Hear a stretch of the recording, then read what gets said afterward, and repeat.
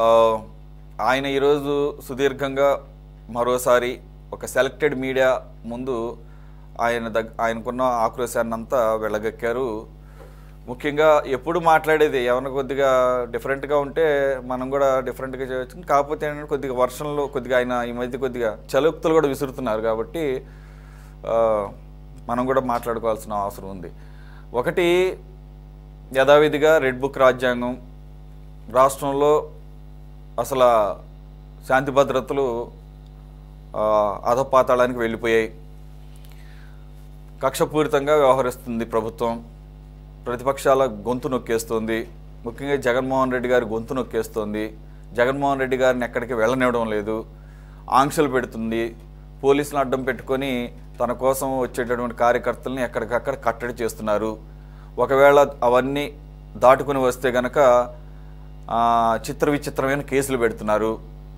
చివరాఖరికి సినిమాల్లో పాపులర్ డైలాగులు బయట మనం సరదాగా మాట్లాడుకుంటాం, వాటిని ప్లకార్డుల రూపంలో ప్రదర్శిస్తే వాటి మీద 100 పైచీలకు కేసులు పెట్టారు ప్లకార్డులు పెడితే అని చెప్పేసి ఆయన ఆ హావభావాలు కూడా ప్రదర్శించారు.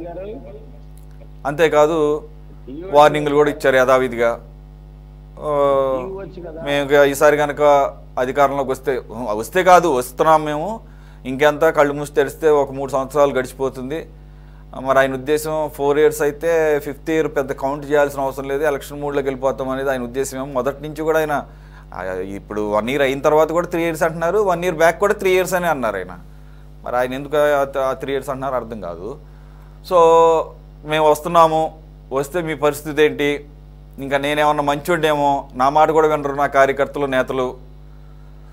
అలాగే మీరు ఒక రకమైన విత్తనం ఇప్పుడు నాటారు మీరు రాష్ట్రంలో, ఏది రకమైన కక్షపూరిత రాజకీయాలు అనే విత్తనం. అది వృక్షం అయ్యి రేపు పెరిగి పెద్దదై వృక్షం అవుతుంది. మరి అది వ్యవస్థలో భాగం అవుతుంది కాబట్టి మా టైంలో కూడా అదే రకమైనటువంటి వ్యవహారం ఉంటుంది, ఇంకా ముందుకు వెళ్తాము అని వార్నింగ్ కూడా ఇవ్వడం జరిగింది. పేర్ని నాని గారి వ్యాఖ్యలో తప్పే ఉంది అంటున్నారు, రప్ప అంటే తప్పే ఉంది అంటున్నారు. అలాగే ఆయన మొత్తం ఎవరెవరైతే ఇప్పుడు కేసులు ఎదుర్కొంటున్నారో ఆ మొత్తం లిస్ట్ అంతా చదివారు. మనం కూడా ఒకసారి చదువుకుందాం. వల్లభనేని వంశీ, అలాగే బోరుగడ్డ అనిల్, అదొక్కటి పేరుగా మాట్లాడినట్లేరు ఆయన. అలాగే సినిమా మాటల రచయిత పోసాని కృష్ణమురళి, కాకాని గోవర్ధన్ రెడ్డి, నందిగం సురేష్, అలాగే IAS IPS ఆఫీసర్లు లిస్ట్ కూడా చదివారు ఆయన. అసలు వీళ్ళైతే హానెస్ట్ ఆఫీసర్స్ అంటున్నాడు. ధనుంజయ రెడ్డి, లేకపోతే బాలాజీ గారు కానీ, లేదంటే కనుక కాంతిరాణా టాటా, PSR ఆంజనేయులు, విశాల్ గున్ని, ఇవన్నీ కూడా కక్షపూరితమైన కేసులు అని చెప్పేసి చెప్తున్నారు. సో ఆయన చెప్తుంటే మనకే డౌట్ వస్తుంది సార్, నిజంగానే ఏమన్నా వీళ్ళంతా ఆ ముంబై నుంచి ఏమన్నా ఆవిడని పట్టుకొచ్చి కొత్త ప్రభుత్వం ఏర్పడిన తర్వాత పని పాటలు లేనట్టుగా ఇక ఎక్కడో ముంబైలో ఉన్నట్టు ఆవిడని తీసుకొచ్చేసి వీళ్ళందరినీ కక్షపూరితంగా కేసులు పెట్టారా, నిజంగానే ఇంత జరిగిందా అనేది మనకే ఒకసారి డౌట్ వస్తుంది. సార్ మీకేమనిపిస్తుంది, నిజంగానే ఆయన మాటల్లో ఏమన్నా కొంతన్నా వాస్తవం ఉందా? వాస్తవం ఉందా లేదంటే ఇక్కడ ఒకవేళ వాస్తవం లేని కేసులు పెడితే కోర్టులో నిలవడము, బెయిల్ వస్తాయి, ఆ పరిణామాలు ఏదో మనం చూస్తాం. వాస్తవం ఉంటే ఖచ్చితంగా కోర్టుల్లో శిక్షలు పడతాయి. ఇక్కడ ఉందా లేదా అని పక్కన పెడితే అసలు అంటే జగన్మోహన్ రెడ్డి గారి ప్రభుత్వ హయాంలో ఎలాంటి అరాచకాలు జరగలేదు అని ఆయన చిత్తశుద్ధి ఉంటే పులివెందులకు వెళ్ళి వాళ్ళ నాన్న శవము మీద చెయ్యి పెట్టి చెప్పమనండి, చెయ్యి పెట్టి చెప్పమనండి, ప్రమాణం చేసి అక్కడ బుద్ధి ఉందా? ఎన్ని చేశారయ్యా, మళ్ళీ మాట్లాడుతున్నారు మీరు ఇక్కడ. అట్లనే నేను చంద్రబాబు నాయుడు ఈ ప్రభుత్వం ఇప్పుడు జరిగేటి నేనేమి సమర్థించడం లేదు. ఆయన మనస్తత్వం ఎలాంటిదంటే ఒక ఉదాహరణ చెప్తా. ఆయన చదువుకునేటప్పుడు పులివెందులకు వచ్చాడు సెలవుల్లో. రాజశేఖర రెడ్డి గారు లేరు, రాజారెడ్డి గారు లేరు. వాళ్ళు ఏదో మెడ్రాస్ లో బిజినెస్ పని వెళ్ళారు. ఈయన ఒకడు ఇంట్లో ఉన్నాడు, వాళ్ళ అమ్మ ఉన్నది. ఒక పోలీస్ స్టేషన్ లో ఒక విలేజ్ లో పేకాట ఆడుతుంటే ప్రత్యర్థులు పేకాట ఆడుతున్నారని చెప్పి ఆ కొత్తగా వచ్చిన ఎస్ఐని పిలుచుకొచ్చి ఆ విలేజ్ కి వాళ్ళని పట్టిస్తారు. వాళ్ళని తీసుకెళ్లి పోలీస్ స్టేషన్ లో లోపల లాకప్లు వేసి ఆయన ఎఫ్ఐఆర్ రాసి కూర్చుంటాడు. మధ్యాహ్నం లంచ్ టైం అది. కానిస్టేబుల్ బయట పెట్టారు, ఒక కానిస్టేబుల్ కూర్చుంటాడు. ఆ విలేజ్ వాళ్ళు మనుషులందరూ పులివెందులకు వస్తే రాజారెడ్డి లేడు, రాజశేఖర రెడ్డి లేడు. మామూలుగా వాళ్ళు పోలీసులకు ఫోన్ చేసి విడిపించడమో, కేసు లేకుండా చేయడమో ఇవన్నీ చేస్తారు రాజకీయంగా. ఎవరైనా చేసే పని, తెలుగుదేశం వాళ్ళు కూడా అదే పని చేస్తారు. లేనప్పుడు ఎవరో ఒకరు రావాలా, పోలీస్ స్టేషన్కి వచ్చి చెప్తే కనుక వదిలిపెట్టేస్తారు. జనరల్గా పేకాట్లో వదిలిపెట్టి ఎక్కువ ఉంటాయి కేసులు కట్టే కంటే.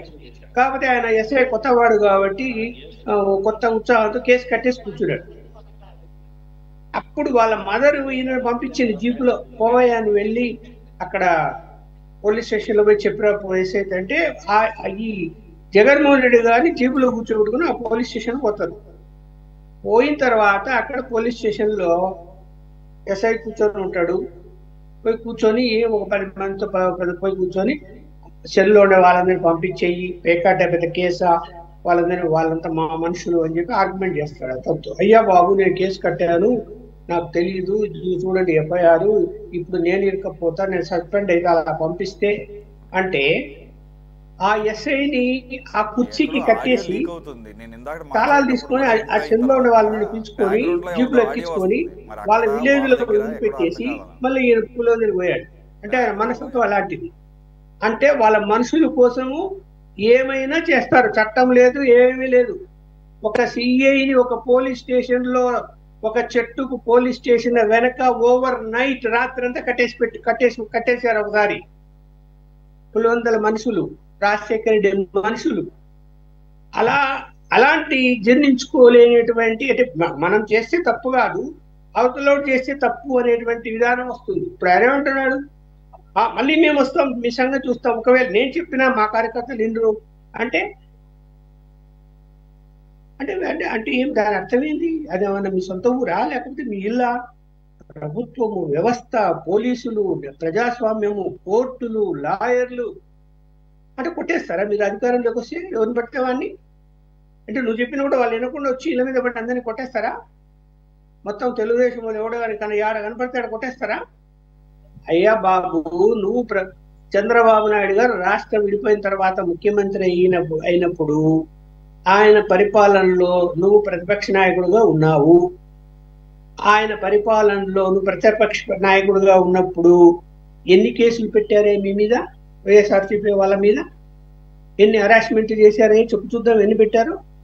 ఎన్ని ఉంటే మచ్చుకు త్వరగా ఒకటో కనపడతాయి.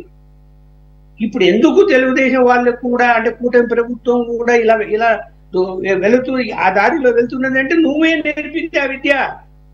నువ్వు ముఖ్యమంత్రి అయిన తర్వాత నువ్వు ఏం చేసావో నీ వీపు నువ్వు చూసుకోవడం లేదు.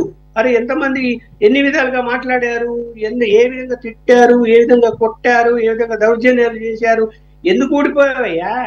సంక్షేమ పథకాలకు అన్ని డబ్బులు ఇచ్చినా కూడా మీరు ఓడిపోయారు.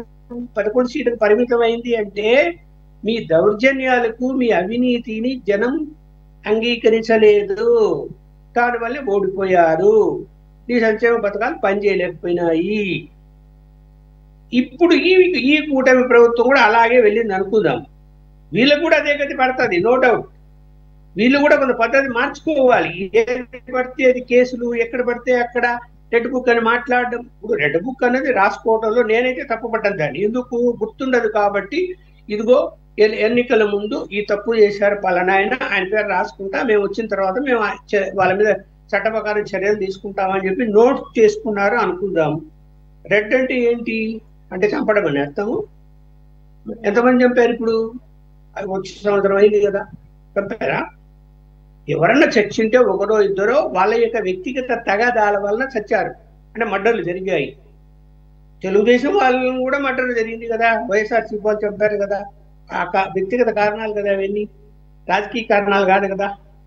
అంత సులభం కాదు. చంపేస్తాం, పీకేస్తాం, నరికేస్తాం, రపరపాలు ఇవన్నీ మాట్లాడితే ప్రజాస్వామ్య వ్యవస్థలో మీరు ప్రజాస్వామ్యాన్ని గౌరవిస్తాము, ప్రజల క్షేమం కోసం పాటుపడతాము అని చెప్పి రాజ్యాంగం మీద ప్రమాణం చేసి ముఖ్యమంత్రులు మంత్రులు అవుతారే, మళ్ళీ నేను రాజ్యాంగం మీద ప్రమాణం చేస్తాను అంటున్నావే, ఆ మాటలు మాట్లాడచ్చా?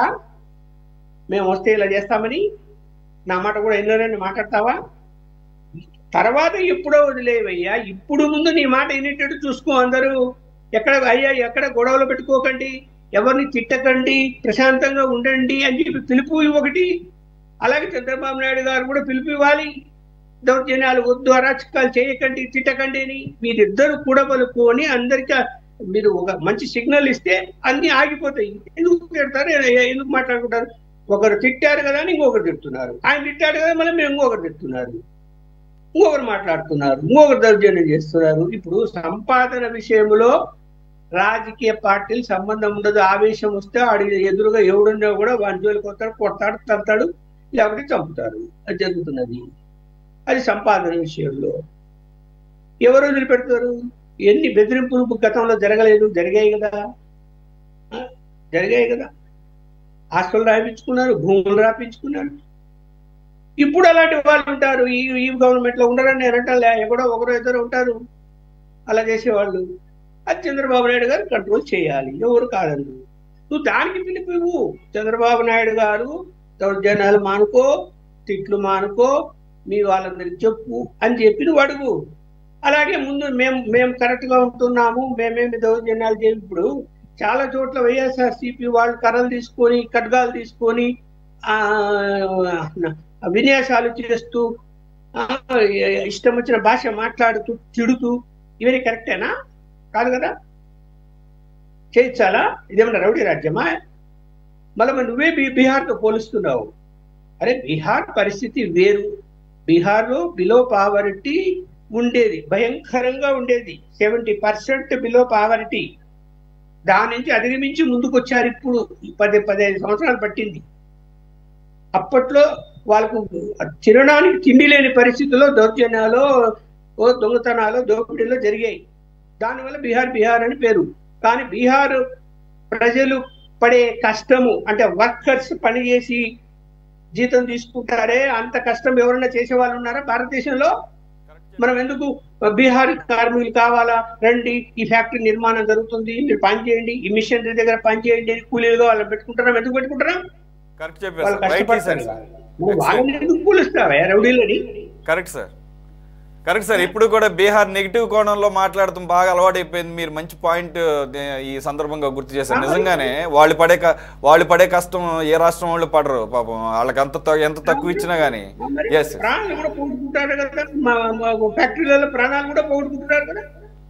ఏ యాక్సిడెంట్ జరిగినా వాళ్ళే ఎక్కువ ఉంటున్నారు కదా సార్. అంటే వాళ్ళకి అక్కడ సరైనటువంటి ఎగ్జాక్ట్లీ అసలు బీహార్ అనడం తప్పు.